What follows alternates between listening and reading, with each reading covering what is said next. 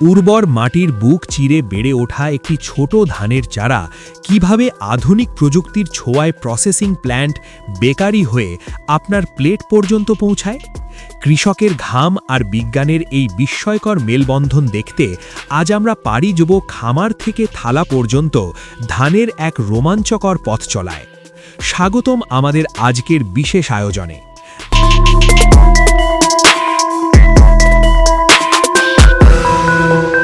প্রকৃতির এক অপার বিস্ময় হল ধান। আমাদের প্রতিদিনের বেঁচে থাকার রসদ যোগায় এই শস্য।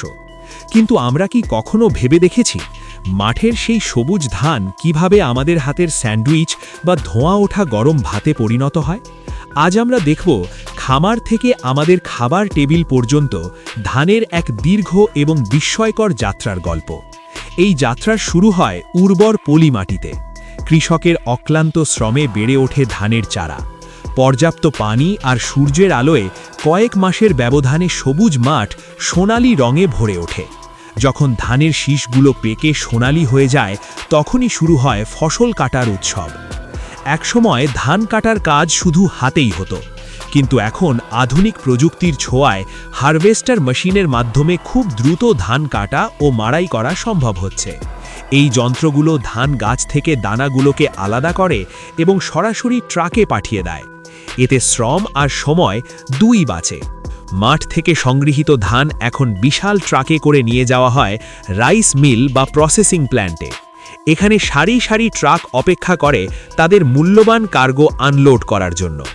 এই বড় বড় সাইলোগুলোতে ধান জমা রাখা হয় পরবর্তী প্রক্রিয়ার জন্য। মিলের ভেতরে শুরু হয় এক জটিল প্রক্রিয়া। প্রথমে ধান থেকে ধুলোবালি ও পাথর সরিয়ে পরিষ্কার করা হয়। এরপর মেশিনের মাধ্যমে ধানের তুষ বা খোসা ছাড়িয়ে বের করা হয় চাল। আধুনিক সেন্সর প্রযুক্তি ব্যবহার করে ভাঙা বা নষ্ট চাল আলাদা করা হয়, যাতে আমরা পাই একদম পরিষ্কার ও চকচকে চাল। চাল প্রক্রিয়াজাত হওয়ার পর তা স্বয়ংক্রিয়ভাবে প্যাকেজিং করা হয়। 5 কেজি থেকে শুরু করে 50 কেজি পর্যন্ত বিভিন্ন ওজনের বস্তায় চাল ভরা হয় এবং গুদামে সংরক্ষিত রাখা হয়। সেখান থেকে এই চাল পৌঁছে যায় আমাদের স্থানীয় বাজারে। ধানের এই রূপান্তর কেবল চালের মধ্যেই সীমাবদ্ধ নয়। ধানের একটি বড় অংশ থেকে তৈরি করা হয় চালের গুঁড়ো বা ময়দা। বড় বড় বেকারিতে এই ময়দা ব্যবহার করে তৈরি হয় নরম তুলতুলে পাউরুটি। খামির তৈরি, আকার দেওয়া এবং ওভেনের সঠিক তাপে বেক করার মাধ্যমে তৈরি হয় সুস্বাদু ব্রেড। সবশেষে সেই মাঠের ধানই ময়দা হয়ে পাউরুটি হিসাবে আমাদের হাতে পৌঁছায়। এর সাথে সবজি, মাংস ও সস মিশিয়ে তৈরি হয় স্বাস্থ্যকর স্যান্ডউইচ। কৃষকের ঘাম আর আধুনিক বিজ্ঞানের সমন্বয়ে তৈরি এই খাবারই আমাদের শক্তি যোগায়। পরের বার যখন আপনি স্যান্ডউইচে কামড় দেবেন, মনে রাখবেন এই দীর্ঘ যাত্রার কথা।